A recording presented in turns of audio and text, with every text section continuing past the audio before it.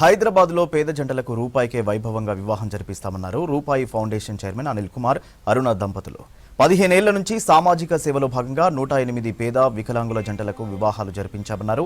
ఒక్క రూపాయితో ఫౌండేషన్లో రిజిస్ట్రేషన్ చేసుకుంటే నూతన జంటను పుస్తే మెట్టెలు ఇచ్చి 3 ముళ్ల బంధంతో ఏకం చేస్తామన్నారు. సంగారెడ్డికి చెందిన ప్రవళిక, మేడ్చల్ రమేష్కు ఇవాళ సైదాబాద్లో వివాహం జరిపించారు. పెళ్లికి హాజరయ్యే బంధువులకు భోజనాలు కూడా తామే ఏర్పాటు చేస్తామన్నారు foundation chairman Anil Kumar. Foundation 2 నెలల క్రితం ప్రారంభించాము. 1 రూపాయికే రూపాయితో 2 జీవితాలు ఏకం చేసి 3 ముళ్ళేసి 7 అడుగులు నడిపించాలని మా కోరిక. దాచిన రూపాయి నిన్ను ధనవంతుని చేస్తుంది, దానం చేసిన రూపాయి నిన్ను ధర్మాత్ముగా మారుస్తుంది అనే కాన్సెప్ట్ తో మేము ముందుకెళ్తున్నాం. ఇక ముందు ఎవరైనా కులం, మతం, ప్రాంతాలకు అతీతంగా రూపాయి ఇచ్చి రిజిస్ట్రేషన్ చేసుకుంటే రూపాయికే పెళ్లి, రూపాయికే సీమంతం, రూపాయికే నామకరణం, అక్షరాభ్యాసం, ప్రభుత్వ పాఠశాల రూపాయికే పెన్ను, బుక్కు, ఆల్రెడీ మాది రూపాయికి చపాతి ఆల్రెడీ కంటిన్యూ అవుతుంది మా సంస్థ ద్వారా. పేదవారు ఎవరైనా వచ్చి 1 రూపాయి ఇచ్చి రిజిస్ట్రేషన్ చేసుకుంటే మేము అన్ని కార్యక్రమాలు చేస్తాం. గతంలో కూడా అమ్మ ఫౌండేషన్ ద్వారా ఇదివరకు 107 పెళ్లిలు అనాథ వికలాంగులకు చేశాము. ఇప్పుడు రూపాయితో చేయాలని రూపాయి ఫౌండేషన్ స్థాపించాము.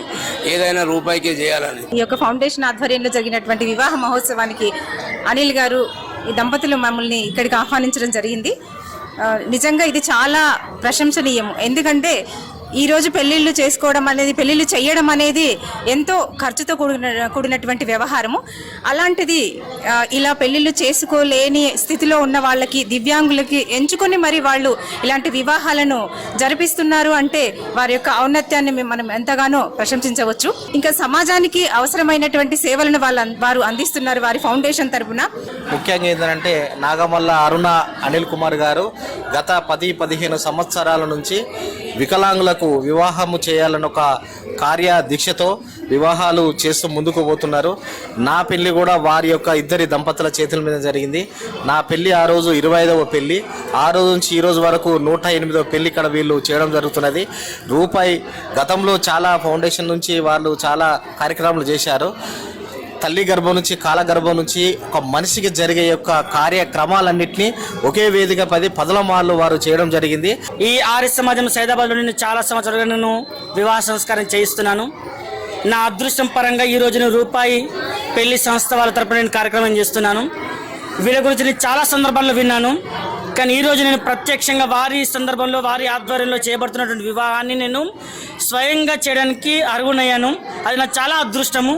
నేను ఏ జన్మలో చేసుకున్న పుణ్య సంస్కృతము కాబట్టి వారి సంస్కారాన్ని, వివాహ సంస్కారాన్ని సంపన్న చేయడానికి నేను పాల్గొనడం జరిగింది. గత సంవత్సరం కూడా వీరి ఆధ్వర్యంలో జరిగిన పెళ్లి వివాహ సంస్కారాన్ని నేను చేయించడం జరిగింది. చల్లగా చూడాలని కోరుకుంటున్నాను. మనస్ఫూర్తి వారికి ఇటువంటి కార్యక్రమాలు ఇంకెన్నెన్నో చేయాలని కోరుకోవడం జరుగుతుంది. వారు ఈరోజు 110వ వివాహ సంస్కారం చేయిస్తున్నారు. మేము రెండవ సంస్కారం చేస్తే మాకు ఇంత ఆనందం ఉన్నప్పుడు వీరి ఇంతకుముందు ఏవైతే పెళ్లి వివాహ సంస్కారాలు చేశారో వారు చేసినందుకు ఇంకెన్ని వరకు ఎంత ఆనందం లభిస్తుందో తెలుసుకోవచ్చు.